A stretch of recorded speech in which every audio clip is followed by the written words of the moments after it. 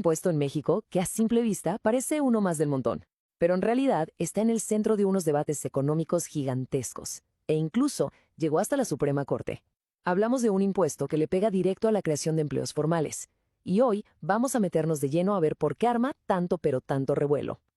A ver, vamos por partes. Primero que nada, ¿qué es este famoso impuesto sobre nómina? Bueno, para ponerlo fácil, es un impuesto que cobran los gobiernos de los estados. Y lo pagan las empresas. Sí, las empresas, por el total de los sueldos que le dan a sus trabajadores. Ojo, el detalle importante es que no lo paga el empleado, sino la empresa simplemente por el hecho de tener una nómina y pagarla. Y es justo aquí donde la cosa se pone buena. Porque este impuesto, pues, no es nada más un número en un reporte de contabilidad.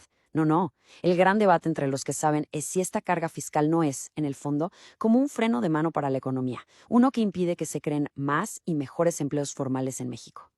Y para entender esto, hay que escuchar a una voz clave, el Instituto Mexicano para la Competitividad, o sea, el IMCO. Y su diagnóstico es durísimo. Lo llaman un impuesto distorsionador. Y esa palabra distorsionador es crucial. Significa que el impuesto no solo recauda dinero y ya. No, va más allá. Altera las decisiones de todos, de los empresarios, de los trabajadores. Vaya, que cambia por completo las reglas del juego. Y aquí se ve clarísimo por qué le dicen así. Para los críticos, la lógica es sencilla. Este impuesto hace que contratar a alguien de manera formal sea más caro. ¿Y las consecuencias? Pues directas. Un empresario podría pensársela 2 veces antes de invertir, o peor tantito, podría decidirse por la informalidad para ahorrarse ese costo. Al final del día, esto no solo afecta a una persona que no consigue un trabajo formal, sino que le puede dar un bajón a la productividad de toda la economía. Pero a ver, esta discusión no se quedó nada más en pláticas de economistas o en informes de política pública, para nada. Esto brincó de la teoría a los tribunales, se convirtió en una verdadera batalla legal que escaló hasta lo más alto del Poder Judicial en México. Y todo empezó por un pleito en un solo estado, Michoacán. Pues resulta que en 2019 un grupo de diputados de Michoacán dijo hasta aquí, y llevaron el argumento económico al siguiente nivel, al plano legal. Presentaron una acción de inconstitucionalidad, que es un recurso legal muy poderoso ante la Suprema Corte. Su punto era clarísimo, el impuesto sobre nómina de su estado, según ellos, iba en contra de la mismísima Constitución. Y fíjense, todo pasó rapidísimo. La ley se publica el último día de 2018. Para finales de enero de 2019, ¡pum!, la demanda ya estaba en la Corte. Y antes de que se acabara ese mismo año, en noviembre, ya teníamos una sentencia final. O sea, la cosa se movió y se movió rápido. Muy bien. Ahora sí, vamos al mero corazón del asunto legal.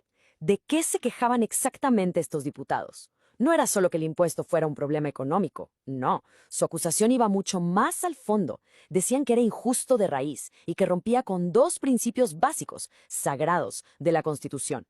Se agarraron de 2 conceptos clave, equidad y proporcionalidad. Su argumento sobre la equidad era muy fácil de cachar.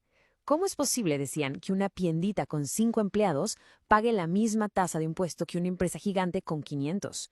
Era tratar como iguales a los que claramente no lo son. Y luego, sobre la proporcionalidad, la queja era que el impuesto era demasiado, que era excesivo, que un aumento reciente a la tasa estaba, literal, espantando la creación de empleos formales en el Estado.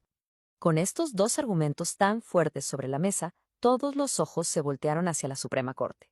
Su decisión no solo iba a definir el futuro del impuesto en Michoacán, sino que podía sentar un precedente para todo el país. La tensión estaba al máximo.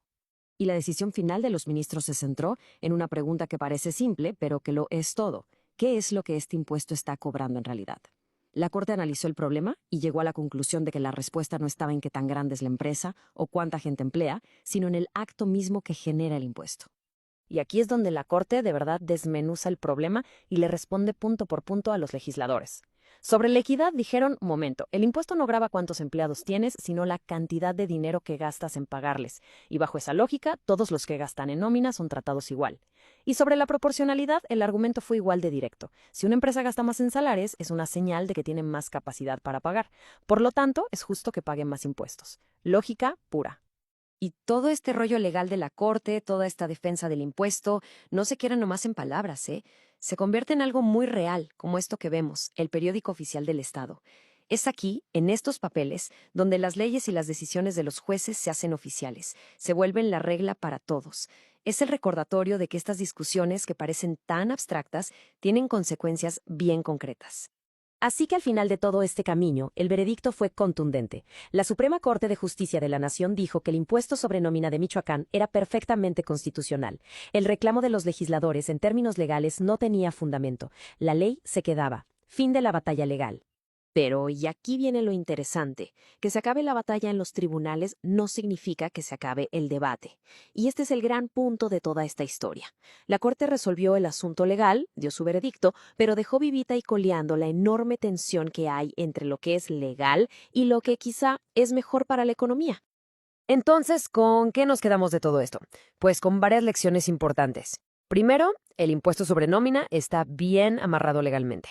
Segundo, y esto es clave, el trabajo de la Suprema Corte es interpretar la ley, no diseñar la economía del país.